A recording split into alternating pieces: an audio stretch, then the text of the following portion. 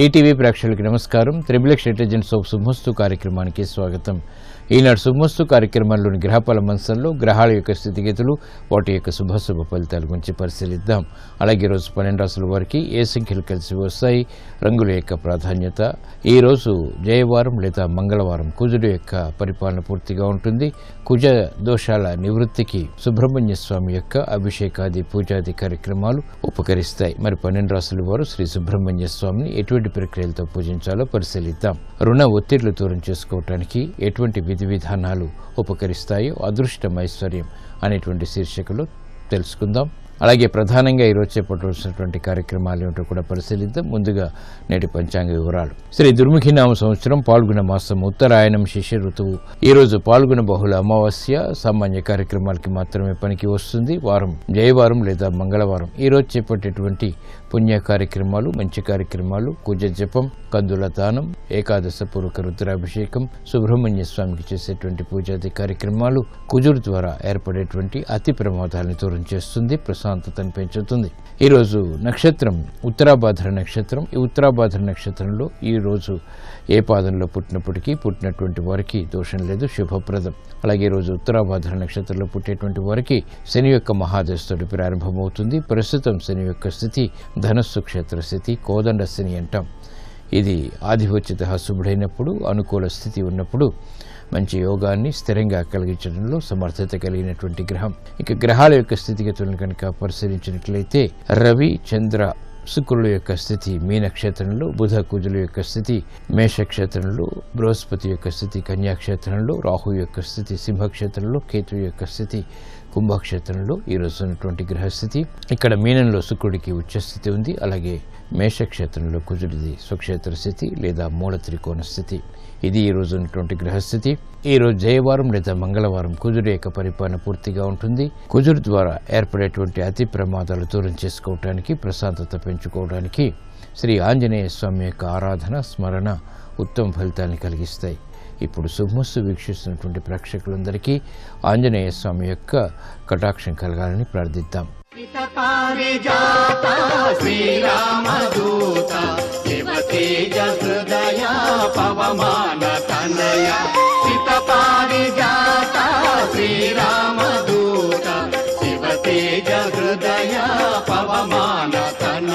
अजे ब्रह्मचारी भजे पापहारी, भजे ब्रह्मचारी भजे पापहारी, भजे ब्रह्मचारी भजे पापहारी, भजे ब्रह्मचारी भजे पापहारी, भजे भद्रजन मोदकारी, सीतपादिजात श्रीरामदूत शिवतेज हृदय पवमान तनय, सीतपादिजात श्रीरामदूत शिवतेज हृदय पवमान तनय. ఇప్పుడు 12 రాసుల వారికి గ్రహాల యొక్క స్థితిగతుల రీత్యా ఏర్పడేటువంటి శుభాశుభ ఫలితాన్ని పరిశీలిద్దాం. ముందుగా మేషరాశి. ఈరోజు మేషరాశి వారిని పరిశీలించినట్లయితే కార్యక్రమాల్ని వేగవంతంగా ప్రారంభించగలుగుతారు. ఆరోగ్య రక్షణ ఉంటుంది. వ్యాపార లావాదేవీలు సత్ఫలితాన్ని కలిగిస్తాయి. యుక్తితో కూడినటువంటి కార్యక్రమాల ద్వారా విజయాలు అన్ని రంగాల వరకు లభిస్తాయి. గృహ సంబంధిత కార్యక్రమాల్లో కూడా ప్రోత్సాహాన్ని ప్రయత్నపూర్వకంగా పొందగలుగుతారు. ఆర్థిక సంబంధిత లావాదేవీలు వ్యాపార రంగం వరకు ఉపకరిస్తాయి. నూతన బాధ్యతలు పారిశ్రామిక రంగం వారికి పెరుగుతాయి. ఆశించినటువంటి కార్యక్రమ నిర్వహణ స్థిరాస్తి రంగం వారికి కలిసి వస్తుంది. యుక్తితో కూడినటువంటి కార్యక్రమాల ద్వారా క్రీడా రంగం వారికి విజయాలు ఏర్పడతాయి. ఈ రోజు మీ అదృష్ట సంఖ్య 5. ఆకుపచ్చ వర్ణం రక్షణకి దోహదపడుతుంది. మంగళవారం సందర్భంగా ఈ రోజు మేషరాశి వారు శ్రీ సుబ్రహ్మణ్య స్వామిని ఎర్ర కుంకుమతో భక్తి శ్రద్ధలతో పూజించడం ద్వారా మానసిక ధైర్యం పెరుగుతుంది. ఆర్థిక వ్యవహారాల్లో విజయాలు కూడా సాధించగలుగుతారు. వ్యాపార ఒప్పందాలు, లావాదేవీలు ఈ రోజు మీకు అనుకూలం. ఈరోజు వృషభ రాశి వారిని పరిశీలించినట్లయితే వ్యయం పెరుగుతుంది, ఆదాయం తగ్గుతుంది. చేపట్టినటువంటి కార్యక్రమాలపై శ్రద్ధని ఆశించినంతగా పొందలేకపోతారు. అభివృద్ధి కార్యక్రమాల్లో ఆటంకాలు కూడా ఎదురవుతాయి. నూతన ప్రయోగాల ద్వారా ఏర్పడినటువంటి ప్రతికూలత ప్రబలమవుతుంది. గృహ సంబంధిత కార్యక్రమాల్లో ఆచితూచి వ్యవహరించాలి. నూతన బాధ్యతల ద్వారా పారిశ్రామిక రంగం వారికి అభివృద్ధి గోచరిస్తుంది. ఆటంకాలని క్రమక్రమంగా మాత్రమే అధిగమించగలుగుతారు. వ్యాపార రంగం వారికి నష్టాలని భర్తీ చేసుకునేటువంటి కార్యక్రమ నిర్వహణలో విఘ్నాలు ఎదురవుతాయి. అభివృద్ధి కార్యక్రమాల్లో మహిళలకు ఆటంకాలు చవి చూస్తారు. కార్యక్రమ నిర్వహణలో ఏకాగ్రత లోపిస్తుంది. పిల్లల విషయంలో శ్రద్ధ మాత్రం పెరుగుతుంది, అభివృద్ధిని కలిగిస్తుంది.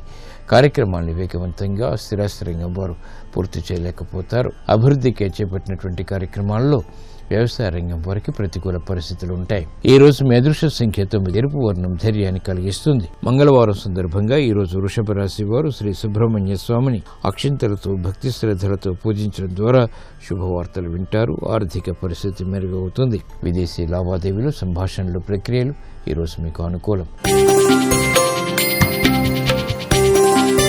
ఈ రోజు మిథున రాశి వారిని పరిశీలించినట్లయితే లాభదాయకమైనటువంటి కార్యక్రమాలు వ్యాపారపరంగా కొనసాగించగలుగుతారు. స్థిరాస్తి విషయాల్లో మెరుగైనటువంటి మార్పులు చేకూరుతాయి, అనుకూలతను పెంచుతాయి. బాధ్యతను సక్రమంగా నిర్వహించగలుగుతారు. ఆందోళనకర పరిస్థితులు తగ్గుతాయి. ఆర్థిక వ్యవహారాల్లో ఏర్పడినటువంటి అనిశ్చితి క్రమక్రమంగా తగ్గుతుంది. నూతన కార్యక్రమాలు గృహరీత్యా కూడా చేపట్టగలుగుతారు. అభివృద్ధి కార్యక్రమాలు పారిశ్రామిక రంగం వారికి బలాన్ని పెంచుతాయి. స్థిరాస్తి రంగం వారికి మెరుగైనటువంటి మార్పులు వృత్తిపరంగా చోటు చేసుకుంటాయి. కార్యక్రమ నిర్వహణలో క్రమశిక్షణ క్రీడారంగం వారికి పెరుగుతుంది. విజయాలు సాధించాలనేటువంటి పట్టుదల కలిగి ఉంటారు. నూతన కార్యక్రమాల్లో ఏర్పడినటువంటి అనుకూల పరిస్థితులు న్యాయవాద వృత్తి వారికి బలాన్ని పెంచుతాయి. ఆత్మవిశ్వాసంతో కూడినటువంటి కార్యక్రమాలు విద్యార్థులు చేపట్టగలుగుతారు. సంఘర్షంతో కూడినటువంటి కార్యాల ద్వారా ఏర్పడినటువంటి ప్రతికూలతని సాఫ్ట్వేర్ రంగం వారు ఎదుర్కోగలుగుతారు. ఈ రోజు మీ అదృష్ట సంఖ్య 6. తెలుపు వర్ణం ప్రశాంతతను పెంచుతుంది. మంగళవారం సందర్భంగా ఈ రోజు మిథున రాశి వారు శ్రీ సుబ్రహ్మణ్య స్వామిని మందారాలతో భక్తి శ్రద్ధలతో పూజించడం ద్వారా ఆశించినటువంటి కోరికలు నెరవేరుతాయి. ఆర్థిక ప్రయత్నాలు, లావాదేవీలు ఈ రోజు మీకు అనుకూలం.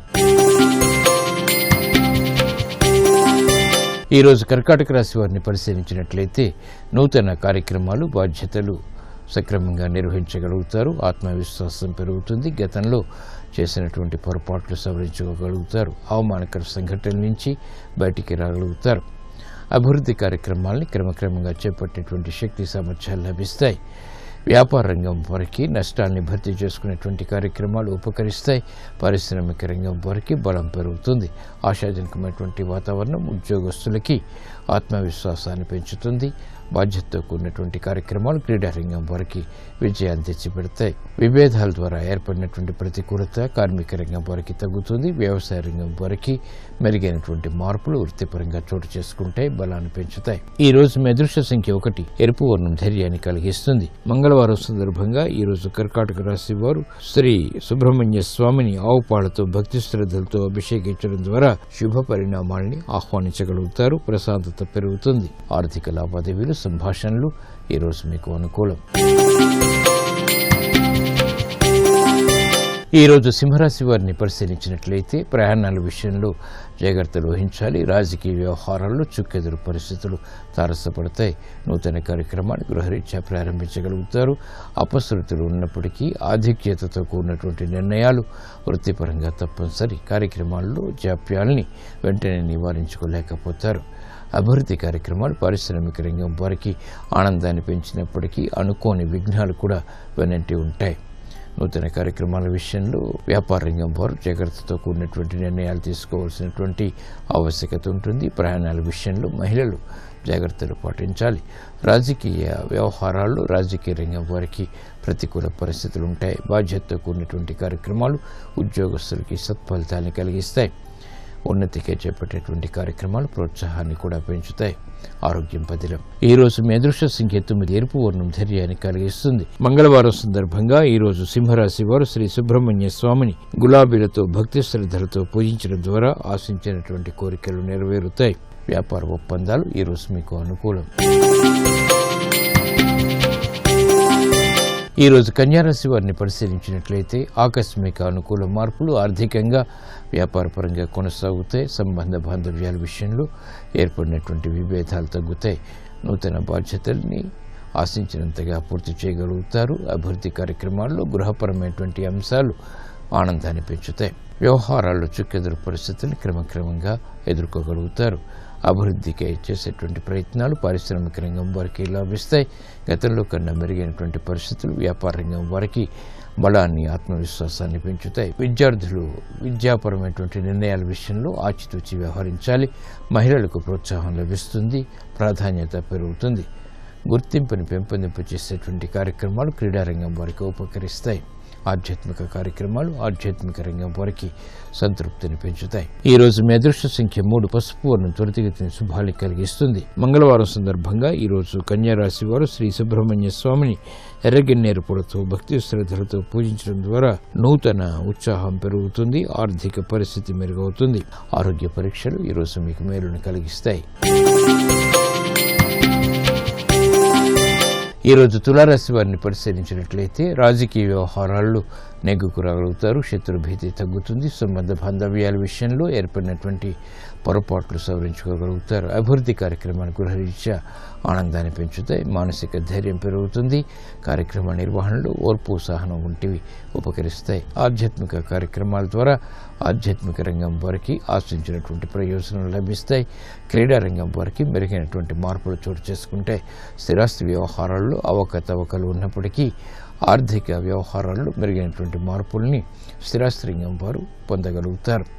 కార్యక్రమ నిర్వహణలో నైపుణ్యం పెరుగుతుంది. విదేశీ సంబంధిత వ్యవహారాలు కలిసి వస్తాయి. ఖర్చులు తగ్గుతాయి, ఆదాయం పెరుగుతుంది. ఈ రోజు మీ అదృష్ట సంఖ్య 3. పసుపు వర్ణం త్వరితగతిని శుభాన్ని కలిగిస్తుంది. మంగళవారం సందర్భంగా ఈ రోజు తులారాశి వారు శ్రీ సుబ్రహ్మణ్య స్వామిని సంపంగులతో భక్తి శ్రద్ధలతో పూజించడం ద్వారా మంచి వార్తలు వింటారు. ఆర్థిక లావాదేవీలు, సంభాషణలు ఈ రోజు మీకు లాభదాయకం. ఈ రోజు వృశ్చిక రాశి వారిని పరిశీలించినట్లయితే కోర్టు సంబంధిత వ్యవహారాల్లో విజయాలు సాధించగలుగుతారు. విదేశీ సంబంధిత ప్రయాణాలు వంటివి ఉపకరిస్తాయి. గృహరీత్యా శుభ సంఘటనల్ని ఆహ్వానించగలుగుతారు.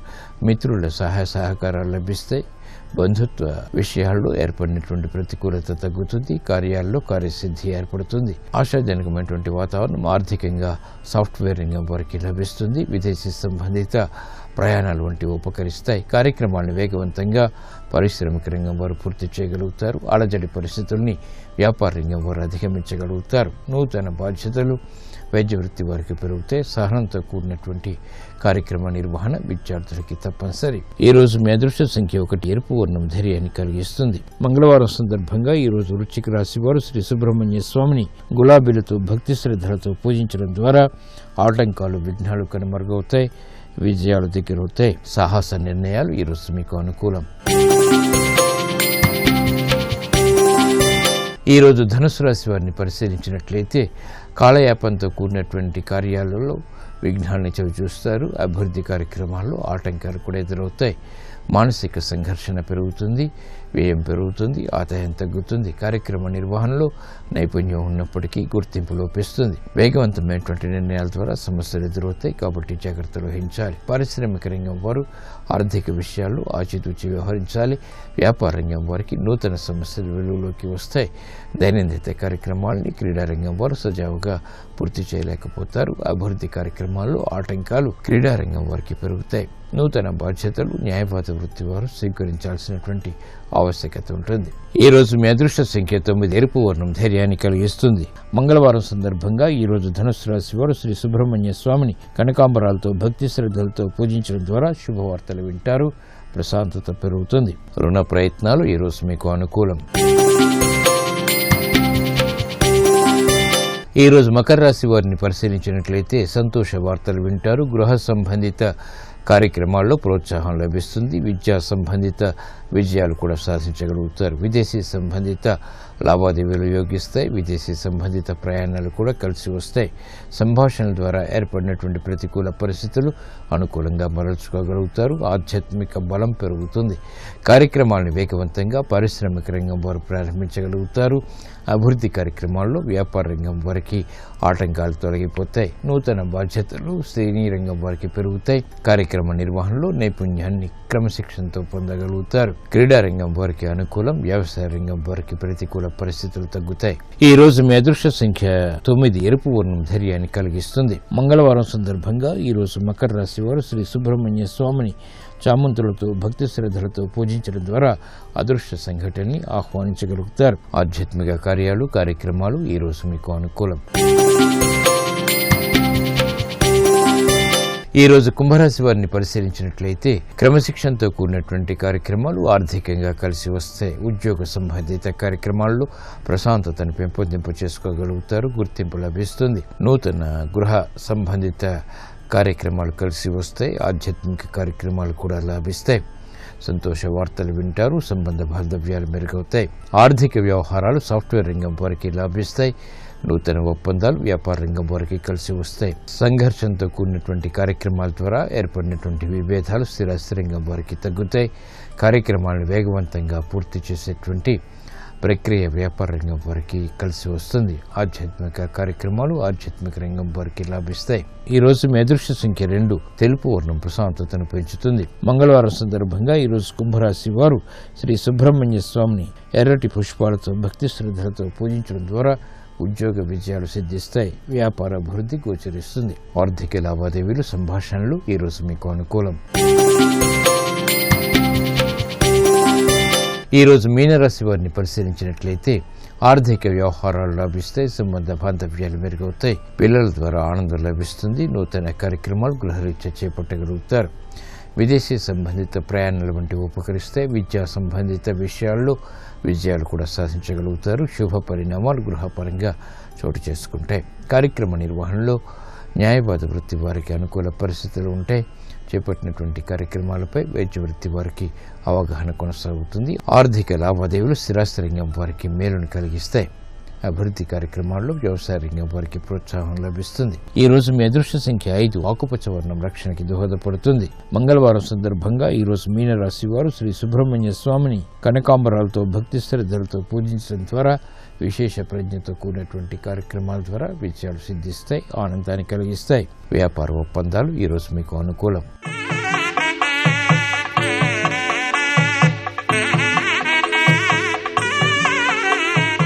రుణ ఒత్తిళ్లు దూరం చేసుకోవటానికి ఎటువంటి సులభ ప్రక్రియలు ఉపకరిస్తాయో అదృష్టం ఐశ్వర్యం అనేటువంటి శీర్షికలో పరిశీలిద్దాం. మంచి రోజు మంచి శుభతిథి తెలుసుకుని రాహుకాలం యమగండ కాలం లేనటువంటి సమయంలో కొన్ని విధానాలు పాటించడం ద్వారా రుణ విముక్తి ఏర్పడుతుంది. ఒక పీటపై 1.5 మీటరు తెల్లటి వస్త్రం పరిచి తూర్పు దిశకు ఎదురుగా కూర్చోవాలి. లక్ష్మీ మంత్రం పఠిస్తూ విచ్చినటువంటి ఎర్ర గులాబీ పూలు 5 తీసుకుని ఒక్కొక్కటిగా వస్త్రంపై భక్తి శ్రద్ధలతో ఉంచాలి. ఆ పూలను నలగకుండా జాగ్రత్తగా అదే వస్త్రంలో కట్టాలి. ఆ మూటను దగ్గరగా ఉన్నటువంటి నదిలో వదలడం ద్వారా శుభ ఫలితాలు ఏర్పడతాయి. ఇలా ఈ ప్రక్రియని 7 సార్లు చేయడం ద్వారా లక్ష్మీ అనుగ్రహం ఏర్పడుతుంది. తద్వారా ఆర్థిక స్థితి మెరుగవుతుంది. రుణ ఒత్తిళ్లు కనుమరుగవుతాయి. కుజుడు ద్వారా ఏర్పడేటువంటి దోషాలు నివృత్తి చేసుకోవటానికి ప్రశాంతత పెంపొందింపు చేసుకోవటానికి ఎటువంటి ప్రక్రియలు పఠించాలో ఆచారం సంప్రదాయం అనేటువంటి శీర్షికలో పరిశీలిద్దాం. మంగళుడు అంటే కుజుడు అని అర్థం. జాతకంలో ఉండే కుజదోష నివారణకి కుజుని ఇష్టమైనటువంటి కుజవారం అనగా మంగళవారం చేసేటువంటి పూజాది కార్యక్రమాలు ఉపకరిస్తాయి. మంగళవారం పూజించగలిగేటువంటి దైవం సుబ్రహ్మణ్యేశ్వరుడు మరియు కుజగ్రహ అధిష్టాన దేవత సుబ్రహ్మణ్యేశ్వరుడు. కావున కుజగ్రహ దోష నివారణకి సుబ్రహ్మణ్యేశ్వరుడి యొక్క అభిషేకం పూజాది కార్యక్రమాలు ఉత్తమ ఫలితాలను కలిగిస్తాయి.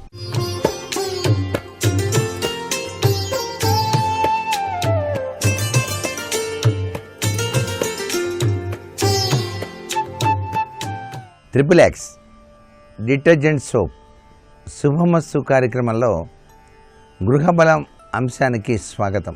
నిత్య జీవితంలో మనం ఆచరించేటువంటి వివిధ రకాలైనటువంటి పనులు మన జీవితంలో అదృష్టకరమైన ప్రభావాన్ని పొడచూపాలి. తెలిసి తెలియక ఏదైనా పొరపాటు జరిగినట్లయితే విపత్కరమైనటువంటి పరిస్థితులతో పాటు మానసిక ఆవేదన కూడాను చెందాల్సిన పరిస్థితి ఎంతగానో ఉంటుంది. సహజసిద్ధంగా ప్రతి వ్యక్తి ఆలోచించేది ధన సంపాదన లక్ష్యం. ప్రతి వ్యక్తికి కూడాను ముందు చూపు అనేది చాలా అవసరం. ఆర్థికంగా వృద్ధిలోకి రావడానికి ఈ యొక్క ఆలోచన సరళి సహకరిస్తుంది. కాబట్టి ఏ ఇంటిలోని వ్యక్తి ముందు చూపు కలిగి వ్యవహరిస్తూ ఏది మంచి ఏది చెడు అని ఆలోచన చేస్తూ తన జీవితాన్ని సాగిస్తారో ఆ గృహంలో నివసించే ప్రతి ఒక్కరూ కూడా సుఖశాంతులతో జీవితాన్ని గడుపుతారు కదా. మరి మంగళవారం నాడు మాత్రం రుణం అనేటువంటిది తీసుకోకూడదు అంటోంది శాస్త్రం. మంగళవారం నాడు అప్పులు తీసుకోకూడదు. ఈ రోజున తీసుకున్న అప్పును తిరిగి చెల్లించటం అనేటువంటి విషయం చాలా కష్టం అవుతుంది అని చెప్పేసి శాస్త్రం. బుధవారం ఎవరికి కూడాను రుణాలు ఇవ్వకూడదు. ఈ రోజున ఇంట్లో నుంచి బయటికి వెళ్ళినటువంటి వస్తువు మళ్ళీ తిరిగి రావటం కష్టం. కానీ ఈ రోజున దానం చేయటం ఉత్తమం. ఏదైనా దానం చేయాలంటే చేసుకోండి, కానీ డబ్బులు ఇవ్వాల్సి వచ్చినప్పుడు బుధవారం నాడు ఇవ్వకుండా ఉండటమే మంచిది. అట్లాగే రుణం తెచ్చుకోవాలంటే మంగళవారం తెచ్చుకోకూడదు. వ్యాపారంలో తరచూ ధనహాని గనక అవుతూ ఉన్నట్లయితే శుభయోగం ఉన్న రోజు చూసుకొని నల్ల గురువింద గింజలు నగదు పెట్టె కింద ఉంచండి. మీకు వ్యాపారంలో గనక నష్టాలు ఎక్కువగా వస్తున్నాయి అని చెప్పేసి కనుక భావన చేసినట్లయితేనే ఈ యొక్క విధి విధానం సహకరిస్తుంది. అలాగే శ్రీ మహావిష్ణువు లక్ష్మీదేవిని నియమం ప్రకారం తప్పక పూజ కనుక చేసినట్లయితే ధన సంపద పెరుగుతుంది. సాక్షాత్తు లక్ష్మీదేవిని ప్రసన్నం చేసుకోవడానికి దేవదానవులే పాల సముద్రాన్ని మదించారు. దాని రీత్యా శ్రీ మహావిష్ణువును శ్రీదేవిని నిత్యం కనుక ఎవరైతే ఆరాధన చేస్తారో వారి ఇంట ధన సంపద పెరిగి తీరుతుంది సుమా అనేటువంటి విషయం. ఇంట్లో దక్షిణావర్త శంఖం అనేటువంటిది ఉన్నదా లేదా చూసుకోండి. దక్షిణావర్త శంఖం ఏ గృహంలో అయితే ఉంటుందో ఆ గృహం పరమ పావనమై విరాజిల్లుతుంది. లక్ష్మీదేవి యొక్క అనుగ్రహాన్ని పొందుతుంది. దక్షిణావర్త శంఖాన్ని తెచ్చినప్పుడు దానికి ఆ శంఖంలో నీటిని నింపి పైభాగాన గంధం కుంకుమ బొట్టు పెట్టి ఎరుపు రంగు పుష్పాన్ని కానీ మారేడు దళాన్ని కానీ ఉంచి నమస్కృతాంజలు గడించాలి. ఓం అనేటువంటి మంత్రాన్ని 3 సార్లు జపించడం కూడా మంచిది. అలా చేయి పెట్టి దక్షిణావర్త శంఖం ఉన్నటువంటి వాళ్ళు చాలా విశిష్టవంతమైనటువంటి ప్రభావం కలిగింపచేస్తుంది ఈ దక్షిణావర్త శంఖం. ఇది మీ పూజా మందిరంలో గృహంలో కుడివైపున ఉంచాలి. పౌర్ణమి నాడు సహజసిద్ధంగా చాలా విశిష్టవంతమైనటువంటి రోజుగా మనం పౌర్ణమిని చెప్పుకుంటూ ఉంటాం. అయితే చాలామంది ప్రతి నెల కూడా పౌర్ణమి నాడు సత్యనారాయణ వ్రతం చేసేటువంటి ఆచారం కూడా ఉంది. పౌర్ణమి నాడు శ్రీ సత్యనారాయణ స్వామి యొక్క వ్రతాన్ని గనక ఆచరించినట్లయితే కుటుంబంలో సుఖ సమృద్ధి అనేటువంటిది సిద్ధిస్తుంది. ఆ నారాయణుడికి ప్రీతివంతమైనది సత్యనారాయణ వ్రతం. శ్వేతార్క గణపతిని గనక పూజ చేసినట్లయితే గృహంలో మీరు అనుకున్న పనులు అనుకున్నట్టు నెరవేరతాయి. శ్వేతార్క గణపతి అంటే తెల్ల జిల్లేడుతో చేసినటువంటి గణపతి విగ్రహం. విశేషించి ఆ గణపతిని గరికెతో పూజ చేయటం, ఎరుపు రంగు పూలతో పూజ చేయటం సర్వే సర్వత్రా కూడాను సుఖదాయకవంతమైన ప్రభావాన్ని కలిగింపజేస్తుంది సుమ. తరచూ ప్రయాణాలు చేస్తున్నప్పుడు తెలియకుండానే చిన్ని ప్రమాదాలకు లోనయ్యేటువంటి వ్యక్తులు ఆంజనేయ స్వామి ఆలయంలో సింధూరాన్ని దానం చేయటం శ్రేయోదాయకం. ఆవ నూనెను మట్టి ప్రమిదలో పోసి దీపాన్ని వెలిగించి ఇంటి ముఖద్వారంపై గనక ఉంచితే సుఖ సమృద్ధి ఆరోగ్యం లభించి ఆర్థిక శారీరక బాధలు తొలగిపోతాయి సుమా. శుక్రవారం నాడు నల్ల గురువింద గింజ గల్లాపెట్టెలో గనక ఉంచినట్లయితే ఆదాయం అభివృద్ధి చెందుతుంది. గురువింద గింజల్లోనండి ఎరుపు రంగు, నలుపు రంగు, తెలుపు రంగు అని 3 రకాలు ఉంటాయి. నలుపు రంగు కలిగినటువంటి గురువింద గింజలు మీ గల్లాపెట్టెలో వేసుకొని ఉండండి. అలా కనుక చేసినట్లయితే వ్యాపారం అభివృద్ధి పదంలోకి పయనిస్తుంది. వాహనానికి నల్లదారం ముడివేసి ఉంచినట్టయితే ప్రమాదాల నుండి రక్షణ ఏర్పడుతుంది. మీరు కొత్తగా వాహనం కొనుక్కున్నప్పుడు ఆ వాహనానికి రక్షణ కవచం కోసం నలుపు రంగు దారాన్ని ఆ యొక్క వాహనానికి ముందు భాగాన కట్టండి. కొద్దిగా దృష్టి దోష ప్రభావం తొలగిపోయి చక్కగా ఆ యొక్క వాహనం తిరుగుతుంది. వటవృక్షం నుండి 11 ఆకులు కోసుకురండి. వాటిపైన రామ రామ అని చెప్పేసి ఎర్రచందనంతో ఆకుపైన వ్రాయండి. అలా రాసిన దాన్ని హనుమంతుల వారి యొక్క పాదాల దగ్గర ఉంచండి.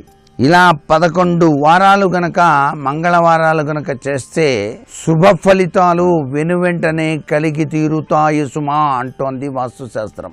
రేపు ఉగాది పర్వదినం. అందరికీ కూడాను శుభప్రదమైనటువంటి జీవితం కొనసాగాలని చెప్పేసి భావిస్తూ గృహబల రీత్యా ఆచరించవలసినటువంటి ముఖ్యాంశాలు రేపటి శుభమస్తు కార్యక్రమంలో తెలుసుకుందామా? మరి సర్వే జనా సుఖినో భవంతు.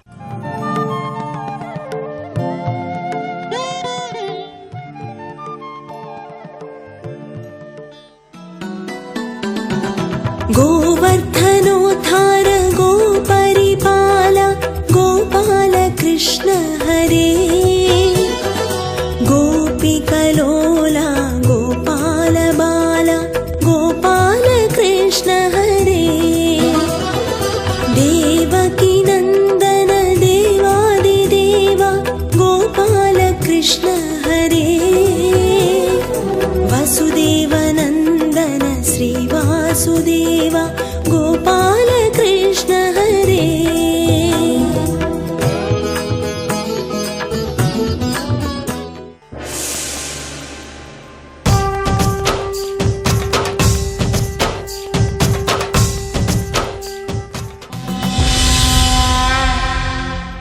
హంసడిభకులు మరణించారన్న వార్త విని ప్రస్తుతం జరాసంధుడు చాలా నిరుత్సాహం కమ్ముకున్న కారణం చేత యుద్ధాలకి వెళ్లకుండా ఒక్కచోట ఉంటున్నాడు. కానీ విశేషమైనటువంటి రక్షణ మధ్య ఉంటాడు. దుర్భేద్యం, అసలు జరాసంధుణ్ణి సమీపించడం సాధ్యం కాదు. అంత దుర్భేద్యమైనటువంటి గిరివ్రజంలో ఉంటాడు. దానికి తోడు మంత్ర సంబంధమైనటువంటి రక్షణలు కొన్ని ఆయనకున్నాయి. ఇన్ని కారణాల వలన జరాసంధుడి దగ్గరికి వెళ్ళడం కుదరదు. అటువంటి జరాసంధుడు తపస్సు చేత పరమశివుణ్ణి మెప్పించాడు. పైగా ఇవాళ ఆయన ఎంతటి పరాక్రమవంతుడై ఉన్నాడు అంటే అసలు పడమట దేశాన ఉన్నటువంటి వరుణునితో సమానమైనటువంటి ప్రభువు భగదత్తుడు. ఆ భగదత్తుడు యథార్థమునకు పాండవుల యొక్క తండ్రి అయినటువంటి పాండురాజుకి స్నేహితుడు. కానీ ఇవాళ జరాసంధుని ఎందున్నటువంటి విశేషమైన భయం వల్ల జరాసంధుడితో కలిసి ఆయన మాట విని బ్రతుకుతున్నాడు. ఎందుకంటే జరాసంధుణ్ణి తిరస్కరిస్తే ఏ ప్రమాదం వస్తుందో అని. అందుకని భగదత్తుని యొక్క సహకారం జరాసంధుడికి ఉంది. అంతేకాదు, ఇప్పుడు ప్రస్తుతంలో అంగ వంగ పుండ్ర కిరాత రాజుల్లో పౌండ్రక వాసుదేవుడు మొదలైన వాళ్ళు జరాసంధుణ్ణి సేవిస్తున్నారు. ఆ పౌండ్రక వాసుదేవుడు కృష్ణ పరమాత్మ యొక్క పేరు పెట్టుకుని ఆయనని అనుకరిస్తుండేవాడు. వాళ్ళు జరాసంధుణ్ణి సేవిస్తున్నారు. తూర్పు దక్షిణ దేశాలకి సంబంధించినటువంటి రాజులు పురుజితుడు, కరూషుడు, కలభుడు, నకులుడు, సంకర్షణుడు, సోపహితుడు, మనోదత్తుడు, చక్రుడు, సాల్వేయుడు, యవనులు అతనిని ప్రభువుగా అంగీకరించి కొలుస్తున్నారు. ఉత్తర దిక్కున ఉండేటటువంటి 18 రాజవంశాల వారు, ఉత్తర పాంచాల, శూరసేన, పుష్కర, పులింద, కళింగ, కుంతి, మత్స్య దేశాలకి చెందినటువంటి రాజులు ఎక్కడ జరాసంధుడు యుద్ధానికి వచ్చి తమని పట్టుకుంటాడో, తీసుకెళ్లి కారాగారంలో పెడతాడో, తదనంతరం తాను చేసేటటువంటి భైరవ పూజలో బలిస్తాడో అనేటటువంటి భయం చేత రాజ్యములను విడిచిపెట్టి పారిపోయారు. అంత భయంకరమైనటువంటి వీరుడు జరాసంధుడు. అటువంటి జరాసంధుణ్ణి గెలవడం అంత తేలికైన విషయం మాత్రం కాదు. కానీ జరాసంధుడు సంహరింపబడతాడు. ఎందుకు సంహరింపబడతాడో తెలుసా? ఇది బాగా జ్ఞాపకం పెట్టుకోవలసినటువంటి విషయాన్ని ప్రతిపాదన చేస్తున్నాడు కృష్ణ పరమాత్మ. ధర్మబద్ధంగా సంపాదించినటువంటిది ఏదైనా సరే, సాత్విక బుద్ధితో సంపాదించినది ఏదైనా సరే, మనిషికి అపారమైనటువంటి కీర్తి ప్రతిష్టలను ఇస్తుంది. ఆపత్కాలమునందు గట్టెక్కడానికి భగవంతుని యొక్క అనుగ్రహాన్ని మనకి తెచ్చిపెడుతుంది. కానీ సాత్వికమైన మార్గాన్ని విడిచిపెట్టినవాడు, ధార్మికమైన మార్గాన్ని విడిచిపెట్టినవాడు ఇప్పటికి తాను చాలా సంపాదించినట్టు, చాలా రక్షణలో ఉన్నట్టు, తనని ఏమీ ఎవ్వరూ చెయ్యలేరు అని అనుకునేటట్టు చేస్తుంది. కానీ యథార్థమునకు అతనికి ప్రమాదం ఎక్కడి నుంచో బయటి నుంచి రాదు. అతను చేసినటువంటి అధార్మికపు పనులు ఏ ఉన్నాయో, అతను చేసిన పాపకృత్యాలు ఏ ఉన్నాయో, అతను పట్టుకున్న రజోగుణ తమోగుణ భూయిష్టమైన చేష్టితములు ఏ ఉన్నాయో అవే అతని యొక్క పతనమునకు కారణమవుతాయి. కాబట్టి ఇవాళ జరాసంధుడు పడిపోవడం అనేటటువంటిది తథ్యం, పడిపోతాడు. పడిపోవడానికి కారణం మాత్రం బాహ్యంలో ఏది కనపడినా ఆంతరమునందు మాత్రము యథార్థమునకు జరాసంధుని యొక్క అధార్మికమైనటువంటి బుద్ధియే. ఎప్పుడైతే ధర్మాన్ని విడిచిపెట్టి అధర్మాన్ని పట్టుకున్నాడో, రాజకుమారులను తీసుకెళ్లి బంధీకృతుల్ని చేసి భైరవ పూజ చేసి బలిస్తున్నాడో, అటువంటి వాడు ఇవాళ చాలా బలవంతుడిగా కనపడవచ్చు, కానీ పడిపోతాడు. సాత్వికమైన మార్గంలో వెడుతున్న వాళ్ళు ఉంటారు, ధార్మికమైన మార్గంలో వెడుతున్న వాళ్ళు ఉంటారు. వాళ్ళ పేర్లు చిరస్థాయిగా ఉంటాయి. వాళ్ళు కూడా ఉండరు భూమి మీద, వాళ్ళు కూడా వెళ్ళిపోతారు. ఎందుకంటే ధర్మ మార్గంలో వెళ్ళినవాడు శాశ్వతంగా ఉండిపోడు, పుణ్యమును మూట కట్టుకున్నవాడు భూమి మీద శాశ్వతంగా ఉండిపోడు, సత్వగుణాన్ని పట్టుకున్నవాడు భూమి మీద శాశ్వతంగా ఉండిపోడు, రాక్షస కృత్యములు చేసినవాడు, పాపకార్యములు చేసినవాడు కూడా భూమి మీద శాశ్వతంగా ఉండిపోడు. కానీ ఇద్దరికీ ఉండేటటువంటి తేడా ఏమిటంటే, ఎవడు సత్వగుణ సంపన్నుడో, ఎవడు ధార్మికమైన మార్గంలో ప్రవర్తించాడో వాడు ఈశ్వరానుగ్రహమునకు పాత్రుడవుతాడు. అందుకే ఆయన వెళ్ళిపోవచ్చుగాక, కానీ యుగాలు మారిపోయినా ఆయన యొక్క కీర్తి ప్రతిష్టలు మాత్రం అలాగే నిలబడిపోతాయి. ఆయన చరిత్ర శిరోధార్యమై ఆయనలా బ్రతకండి అని భవిష్యత్ తరాలలో పాఠంగా చెప్పబడుతుంది ఆయన జీవితం. అంటే అంత గొప్ప కీర్తిని ధార్మిక మార్గంలో వెళ్ళిన వాళ్ళు సంపాదించుకుంటారు. ఇక్కడ ఒక మెరుపులా మెరిసిన, ఇక్కడ ఎంతో సంపాదించి ఎంతో సుఖాలు అనుభవించినట్లు కనపడినా, ఎంతో మందిని భయపెట్టినట్టు కనపడినా, వాడు పతనమైపోయిన నాడు భయంకరమైన రీతిలో పతనమైపోతాడు. పతనమైపోయి తరువాతి కాలంలో చరిత్రలో వాడిలా బ్రతకవద్దు అని చెప్పుకుంటాడు. శాశ్వతమైన అపకీర్తిని సంపాదించుకుంటాడు. ఆ అపకీర్తి నరకమునకు కారణము, కీర్తి స్వర్గలోకవాసమునకు ఈశ్వరానుగ్రహమునకు కారణం అని ఆయన కొన్ని విశేషాల్ని ధర్మరాజుతో మాట్లాడాడు. రక్షణంబున భగీరథుడు, జయంబున అయ్యవనాశ్వుండు, అత్యుదగ్ర బాహుబలంబున భరతుండు, తపమున కార్తవీర్యుండును, గరము బుద్ధి అమ్మరుత్తుండును, అఖిల సామ్రాజ్యంబు బడసిరితుల్లి భూపాల, ఇప్పుడిన్ని గుణంబులు ఎన్నంగ కలవు నీకు. ఇది ఏమి దుర్లభము, ఈ దురాత్ముడెంత బలియుడయ్యూ, ఎంత గర్వితుడయ్యూ, తన కఠోర దుష్ప్రతాపమునను విగత విభవుడగు వివేక హీనులకైన లక్ష్మి సుచిరమగున ఎందు.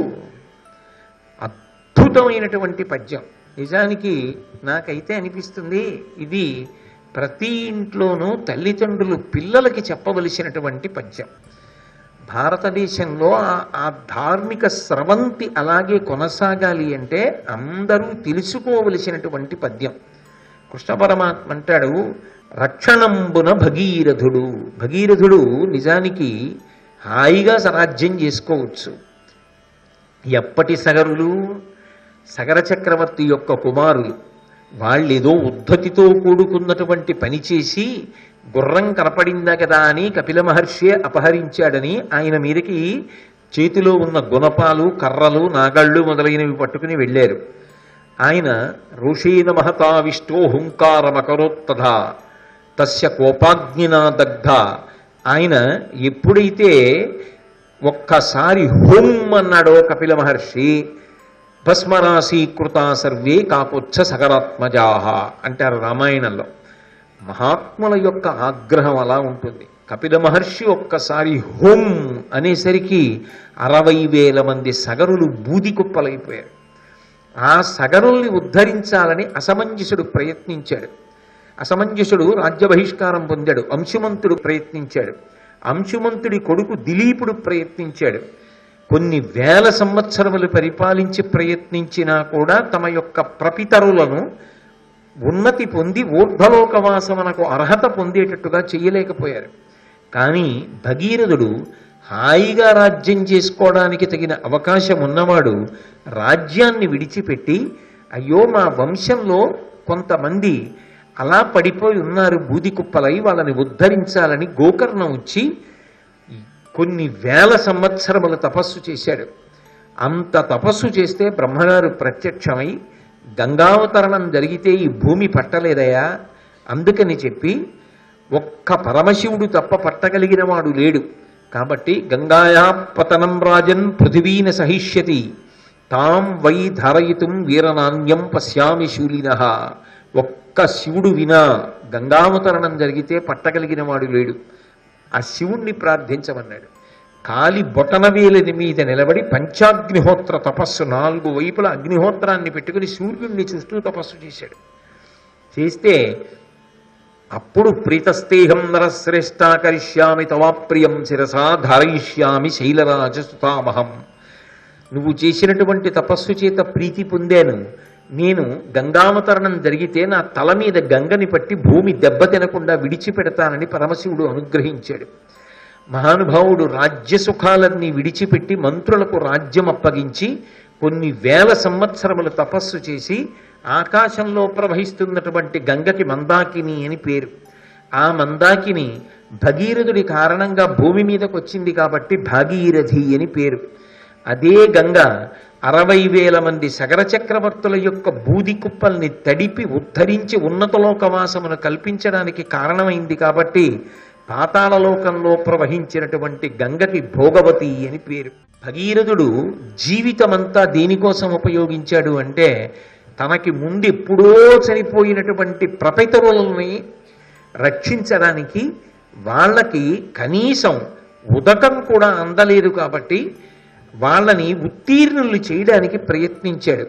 ఎవరు ధార్మిక మార్గంలో తపస్సు చేసి తన వారిని ఉద్ధరించుకోవాలనుకున్నాడో ఆయన వలన వాళ్ళు తరించడం కాదు, ఇవాల్టికి మనందరం కూడా గంగా స్నానం చేసి ఆ గంగమ్మ యొక్క అనుగ్రహంతో ఎంత పవిత్రతని పొందగలుగుతున్నాం.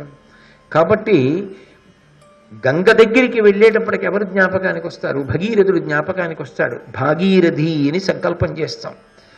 ఎవరు ఇంకొకరిని రక్షించాలని తాపత్రయపడతాడో, ధార్మిక మార్గంలో ప్రయాణం చేస్తాడో, సత్వగుణ సంపన్నుడై ఉంటాడో, వాడి పేరు భూమి మీద శాశ్వతముగా ఉండిపోతుంది.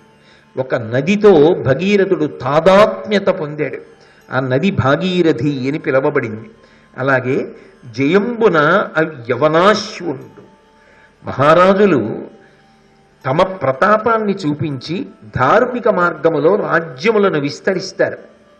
అందుకే రఘువంశ కావ్యంలో రఘుమహారాజు గారు అంత గొప్పవాడు ఎందుకయ్యాడు అంటే, కాళిదాస మహాకవి జవాబు చెప్తూ, త్యాగాయ సంహృతార్థానాం సత్యాయ మితభాషిణాం యశసే విజిగీషూణాం ప్రజాయై గృహమేధినాం అంటాడు. ఆయన త్యాగాయ సంహృతార్థానాం, రఘుమహారాజు గారు ఎంత సంపాదించినా ఒక్క నయా పైసా తాను దాచుకోవడానికి కాదు. వేసవి కాలంలో తన తీవ్రమైన కిరణముల చేత సమస్త జలాశయములలోనే కాదు, ప్రాణుల శరీరములో ఉన్నటువంటి నీటిని కూడా లాగేసినటువంటి సూర్యుడు ఒక్క చుక్క నీరు తన దగ్గర ఉంచుకోకుండా వర్షాకాలం వచ్చేటప్పటికి మేఘరూపంలో వర్షించేస్తాడు. అలా రఘుమహారాజు గారు ఎంత సంపాదించాడో అంతా దానం చేసేశాడు. త్యాగాయ సంభృతార్థానాం, ధార్మికంగా సంపాదించాడు, ధార్మికంగా దానం చేసేశాడు. సత్యాయ మితభాషిణాం, ఎక్కువ మాట్లాడేవాడు కాదు, చేతకాక కాదు, ఎక్కువ మాట్లాడితే తప్పకుండానండి అనేస్తే ఆ మాటకి కట్టుబడాలి. అదంత తేలిక విషయం కాదు. ఒక మాట ఇచ్చి తన మనసులో పరిస్థితి ఎలా ఉన్నా మాటకు కట్టుబడి నిలబడాలి అంటే అది అంత తేలికగా ఏముండదు, చాలా కష్టం. కాబట్టి మాట ఏది నోటి వెంట వస్తుందో అది నిలబెట్టుకోవడం ఎంత కష్టం అవుతుందో, లేకపోతే అసత్య దోషం వస్తుందని ఎక్కువ మాట్లాడేవాడు కాదు. సత్యాయ మితభాషిణాం యశసే విజిగీషూణాం అనేకమైన దండయాత్రలు చేశాడు. ఎందుకు చేశాడు అంటే ఒళ్ళు కొవ్వి కాదు, అలా దండయాత్ర చేసి లొంగిపోయిన వారిని సామంతుల్ని చేసుకుని రాజ్య విస్తరణ చేసి కీర్తి వహించడం ప్రభువులకు ఉండవలసినటువంటి లక్షణం. ఆపదలందు ధైర్యగుణ మంచిత సంపదలందు దాల్మియున్ అని భర్తృహరి ఉండవలసినటువంటి లక్షణాలు చెప్తూ ఏదో భూపసభాంతరాళవన పుష్కళ వాక్చతురత్వము ఆజి బహాపటు శక్తియున్ యశమునందనురక్తియు ప్రకృతి సిద్ధగుణంబులు సజ్జనాళికిన్నంటాడు. ఆజి బహోపటు శక్తియున్, యుద్ధానికి వెళ్ళినప్పుడు అంత గొప్ప పరాక్రమంతో యుద్ధం చెయ్యగలిగినటువంటి నేర్పరితనం ఉండాలి. కాబట్టి ఒకప్పుడు యవనాశ్యుడనేటటువంటి రాజు అంత గొప్పగా దండయాత్ర చేసి రాజ్యమును విస్తరించాడు. విస్తరించి ఆయన కట్టుకుపోలేదు.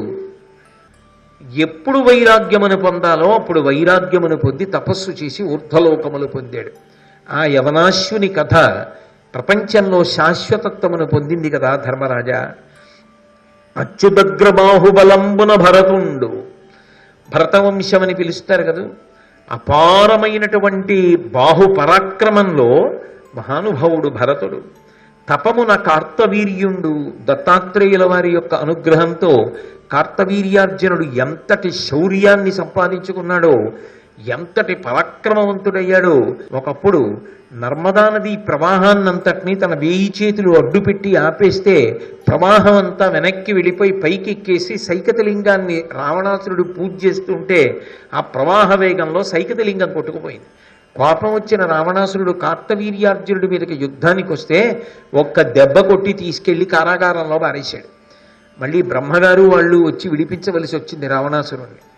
అంతటి పౌరుష పరాక్రమములు కలిగిన వాడు. ఆ కార్తవీర్యార్జునుడు అంత పరాక్రమవంతుడు తపస్సు ద్వారా కదా అయ్యాడు. ఆ తర్వాత ఆయన ఏదైనా దోషం చేసి ఉండొచ్చు, కానీ ధార్మికమైనటువంటి మార్గంలో పరాక్రమాన్ని సంపాదించాడు కదా. గరము బుద్ధి మరుత్తుండును, మంచి బుద్ధి కలిగినటువంటి వాడై మరుత్తనేటటువంటి మహారాజు విశేషమైన కీర్తిని పొందలేదా? కాబట్టి అఖిల సామ్రాజ్యంబు బడసెరి తొల్లి భూపాల ఇప్పుడిన్ని గుణంబులు ఎన్నంగ కలవు నీకు. వాళ్ళందరూ ఒక్కొక్క గుణము చేత ఒక్కొక్క చక్రవర్తి శోభిల్లాడు. నీయందు అన్ని గుణములు ఉన్నాయి. కాబట్టి నీవు బయలుదేరి వెళ్ళినప్పుడు, నువ్వు సంకల్పం చేసినప్పుడు, నువ్వు ధర్మాత్ముడవై ఉన్నప్పుడు, నీ యందు ఇన్ని గుణములు ఉన్నప్పుడు గుణములు లేనివాడు ఎలా నిలబడగలుగుతాడు? పడిపోతాడు. కాబట్టి ఈ దురాత్ముడు ఎంత బలీయుడయ్యో, ఈ జరాసంధుడు ఎంత బలవంతుడు, కానీ ఎంత గర్వితుడయ్యో, నన్నెవడేం చేస్తాడని ఎంత గర్వాన్ని పొందినవాడు, కానీ తన కఠోర దుష్ప్రతాపమునను విగత విభవుడగు. ఆయన విగత విభవుడైపోతాడు. అంటే ఆయనకున్నటువంటి సమస్త ఐశ్వర్యము నశించిపోతుంది. వివేక విహీనులకైన లక్ష్మి సుచిరమగునేయందు.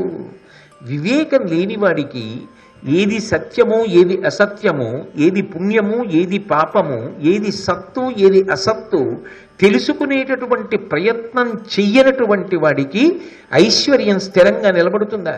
నిలబడదు. ఒక మెరుపు ఎలా ఉంటుందో అలా వస్తుంది, అలాగే వెళ్ళిపోతుంది.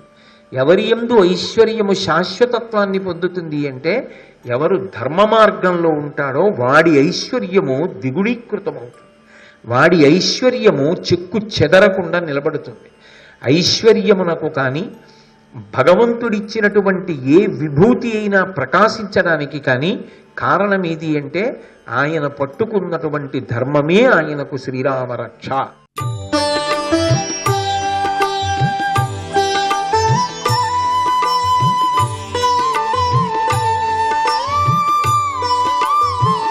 సర్వం శ్రీ ఉమామహేశ్వర పరబ్రహ్మార్పణమస్తు.